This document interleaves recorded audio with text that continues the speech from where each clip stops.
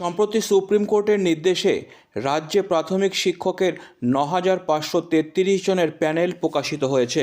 তারই কাউন্সেলিং প্রক্রিয়া বৃহস্পতিবার চলল জলপাইগুড়ি ডিপিএসসি অফিসে। মূলত প্রাথমিক নিয়োগ প্রক্রিয়া ২২-এর বেশিরভাগ চাকুরি প্রার্থী ২০১৭ টেট পাস।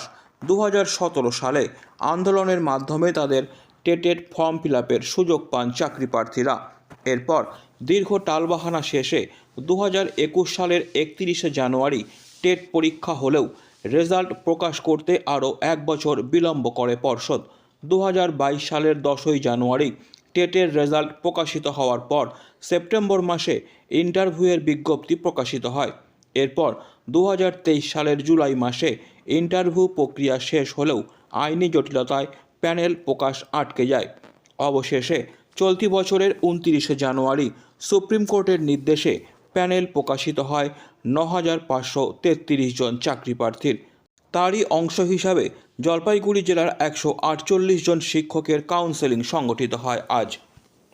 ২০২২ প্রাথমিক নিয়োগ প্রক্রিয়ার যে প্যানেল প্রকাশিত হয়েছে তার কাউন্সেলিং চলছে জলপাইগুড়ি ডিপিএসসিতে।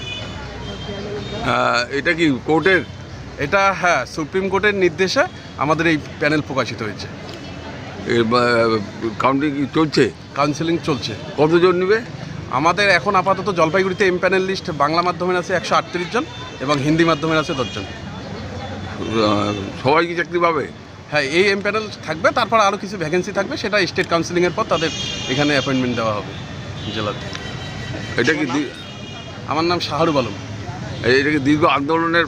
হ্যাঁ, এটা আমরা মূলত এখানে যারা চাকরি পাচ্ছে তারা মূলত ১৭ টেট পাস, কিছু সংখ্যক ২০১৪ টেট পাস আছে।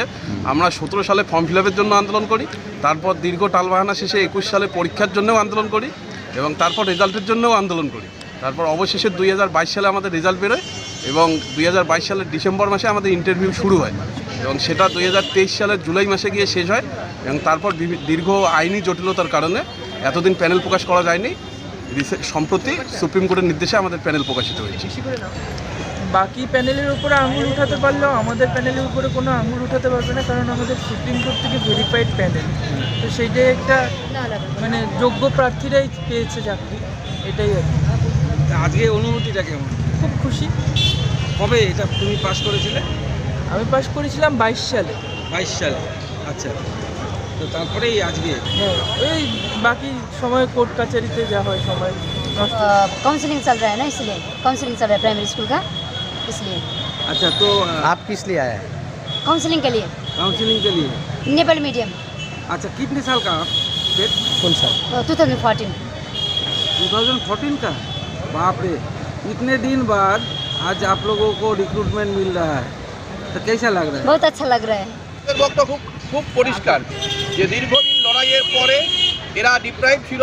কোর্টে লড়াই করেছেন বামপন্থী আইনজীবীরা, বামপন্থী মানুষরা এদের পাশে দাঁড়িয়েছেন। আইনজীবীরা লড়াই করার পর আজকে এরা সুপ্রিম কোর্টের অর্ডারে আলটিমেট এদের চাকরি হচ্ছে। আমরা খুশি এই বামপন্থী আইনজীবীদের লড়াই, বামপন্থী মানুষের সহযোগিতা এবং যারা চাকরি পেয়েছে তাদের প্রতি অভিনন্দন জানাই আমরা।